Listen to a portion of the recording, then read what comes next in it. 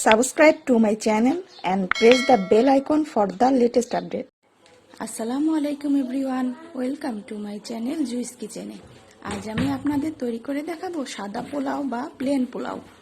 আমরা কম বেশি সবাই পোলাও রান্না করে থাকি, কিন্তু অনেকেরই কমপ্লেন থাকে পোলাও ঠিকমতো ঝরঝরে হচ্ছে না। তাই আমি আজকে দেখাবো কিছু টিপস, সেগুলো ফলো করলে আপনারা খুব সহজে সাদা প্লেন পোলাও তৈরি করতে পারবেন। তাহলে চলুন চলে যাই মূল রান্নায়।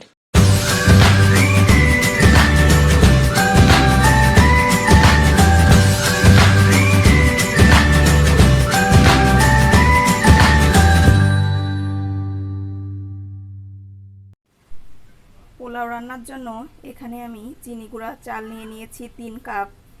চালগুলোকে ভালোভাবে ধুয়ে 10-15 মিনিট চালগুলোকে আমি ভিজিয়ে রেখেছিলাম। ভিজিয়ে রাখার পরে এমন একটা ছাঁকনিতে 15 মিনিট মতো ছেঁকে নিয়েছি। চালগুলো একদম পুরা পানি ঝরে গেছে, চালগুলো একদম ঝরঝরা হয়ে গেছে।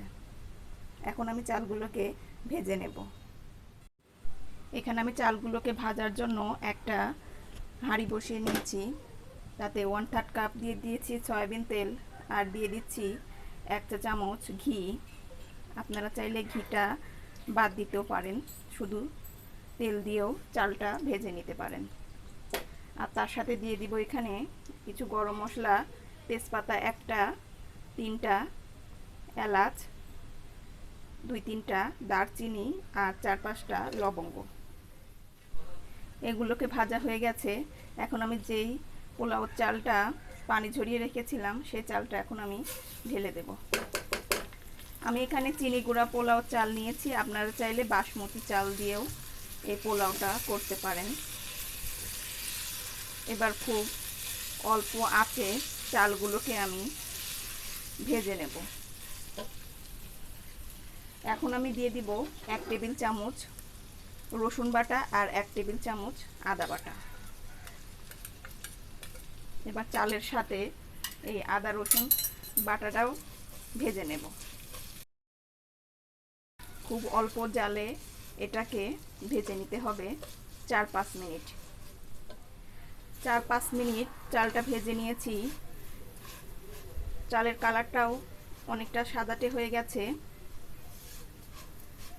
আর সুন্দর একটা স্মেল পাওয়া যাচ্ছে।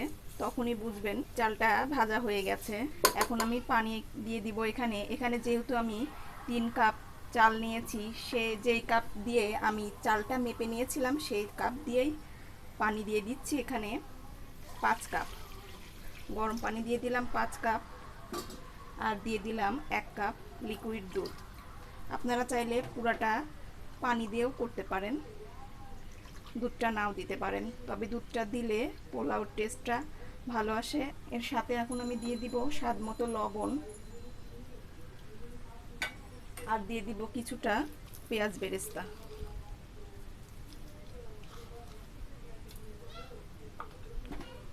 এবার আমি এটাকে ভালোভাবে নাড়া দিয়ে মিডিয়াম টু লো হিটে এটাকে ঢেকে রান্না করব 5 মিনিট।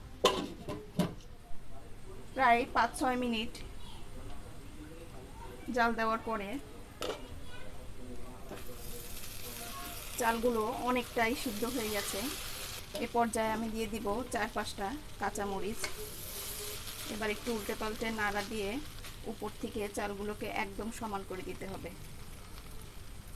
সমান করে দিয়ে একদম লো হিটে এটাকে দমে রান্না করতে হবে। এভাবে দমে রান্না করব 5 মিনিট।